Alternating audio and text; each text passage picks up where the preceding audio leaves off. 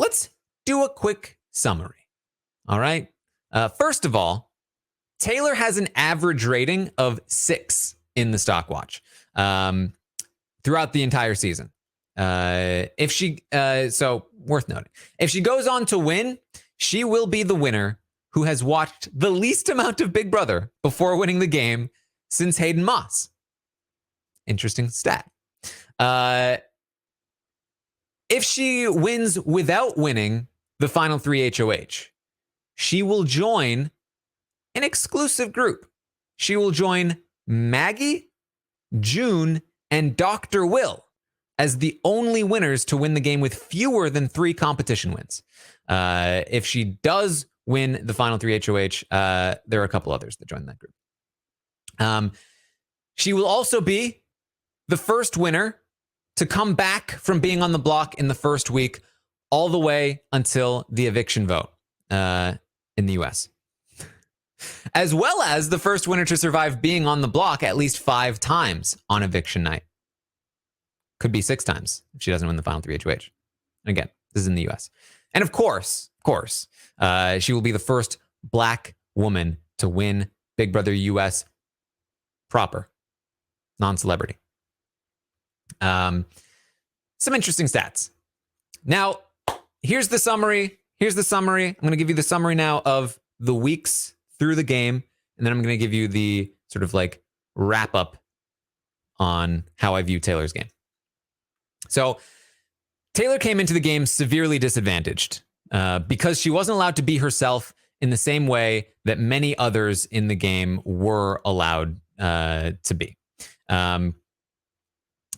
It quickly led to a hate spiral, and she landed on the block in week 1 because of it. Despite wanting to work with the women, they labeled her a guy's girl, and the whole house banded together to take her out. She was saved by a twist in the first week, giving her an opportunity to work her way back into the game. She still did manage to make alliances, though. She bonded with Michael and Brittany and Joseph in that first week. In the second week, she realized that if people didn't want to work with her, she could at least get them to think they could use her. So she intentionally played up her willingness to win HOHs and target people, confirmed by camera talks. That strategy worked. And soon she had both the men and the women thinking that she was their tool to take a shot at the other side. She continues to bond with Michael and Brittany and starts developing actual strategic ties with them in this week. In week 3, she faces a setback at the hands of the bestie twist, with it providing such excellent cover for a big alliance that everyone retreats back into their holes and many of them go back to targeting Taylor as the default, the lowest hanging fruit. Luckily, though, Turner is the HOH, and the damage of the past week has run deep enough that Kyle decides to blow up Postpack and start the leftovers. Michael and Brittany have also been developing a relationship with Kyle, and they vouch for Taylor and promise the whole group that Taylor is solid and can be brought into this group. The leftovers then form, and Taylor finally has solid footing in the game. Unfortunately, the leftovers still want to use the Taylor hate in the house as cover, which is a massive anchor on her game. Still, she focuses her efforts on the members of the leftovers themselves and quickly finds herself decently situated toward the middle of this power group. In week 4, Taylor solidifies her position with Michael and Brittany and starts bonding more with Turner and Joseph, further moving into a position in the middle of the alliance. Meanwhile, Kyle further separates the sides to her benefit, at least for now. But in week 5, Kyle's efforts start turning against her as he's convinced that she will be loyal to Monty and Joseph because of the color of her skin. Michael and Brittany, though, don't buy it. At the same time, she does get closer to Joseph over later in the week and is in one of the best positions of her game as Kyle has really locked in 2 opposing sides with her potentially being able to ride the middle. Then in week 6, she wins HOH, quickly squanders a good amount of her positioning. She upsets most of her alliance with her unwillingness to target Jasmine, damages her relationship with Turner by suggesting to be a pawn, and damages and destroys her relationship with Kyle by trying to get Alyssa out. She also nearly has Michael and Brittany abandon her because they're convinced she's too easily influenced by Joseph.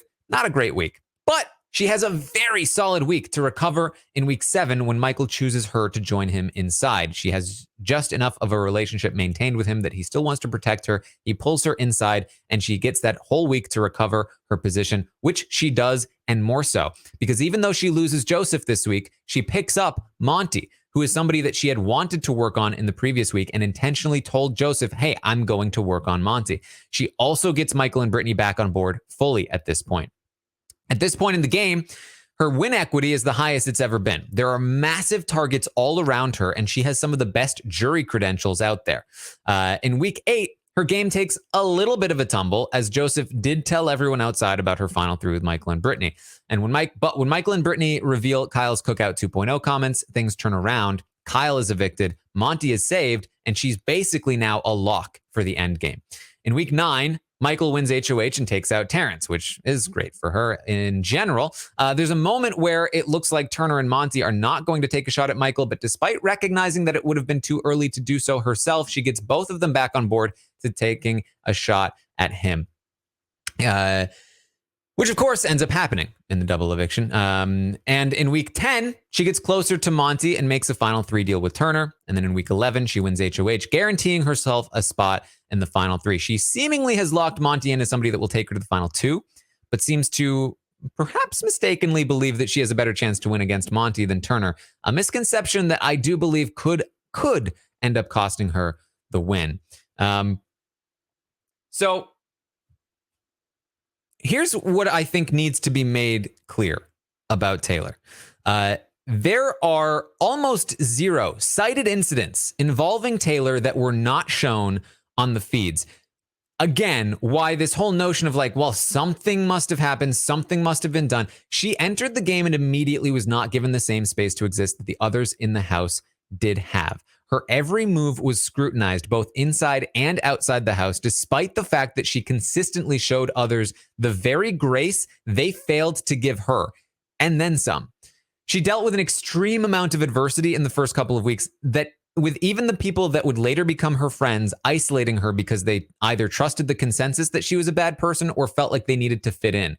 This was the foundation for her entire game. One that she tried very hard to build from, only to be met at every corner with the idea that basically nothing she did was right. She was called all kinds of names, both to her face and behind her back. She was iced out of conversations. It took a huge emotional toll on her. Even when she was able to find allies in the game, the force of the narrative behind her being ostracized was so strong that even her allies couldn't help but use it to advance their own games at the expense of hers, justifying it because in return, they were at least keeping her safe. But even this just left her in a place where she was helpless to the whims of players who didn't have to deal with the treatment she dealt with, which was frustrating for her. Still, though, she worked tirelessly at every angle and relationship available to her, carving out an endgame that somehow managed to look pretty favorable to her.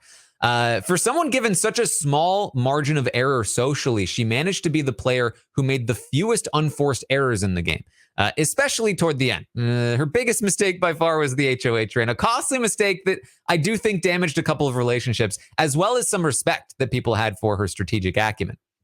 If she does lose a jury vote, I can't help but imagine that it's this week, this HOH week of hers, that may have put the nail in that coffin.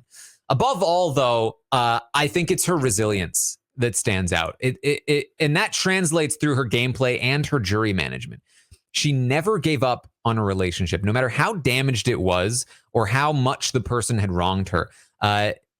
Don't mistake it. I've been saying it all across this recap. She had to advocate for herself before anybody else had the courage to stand up to do it. Through her own advocation, through her own arguments for herself, she was able to convince some people that she didn't deserve the treatment she got. Through her own work, people eventually agreed with her. She gained some allies, and then those allies, when they finally spoke up for her, gave her the social credibility she needed to eventually counter the culture that put her down, forcing those responsible to not want to be associated with the Taylor hate. I don't want to hear anything about how somehow she was coddled or dragged along. She had to fight tooth and nail to win, to counter the perception. How many people in Big Brother have had this kind of perception thrust upon them and never get out of it? Taylor got out of it due to her own advocating for herself. Forced a new culture in the house where the people who made those things happen were then like, no, I was actually a huge Taylor fan the whole time. I actually love Taylor. I'm not bad. And then on top of that, instead of holding court, instead of pressing her advantage, she welcomed them back with open and forgiving arms, turning bitter enemies into people that said that their biggest regret in the house was not being closer to Taylor before they left the house, before they had any exit interviews. It's this resilience, grace, and empathy that I think could be the key to one of the most unlikely wins in the history of the show. And that is Taylor's game for Big Brother 24.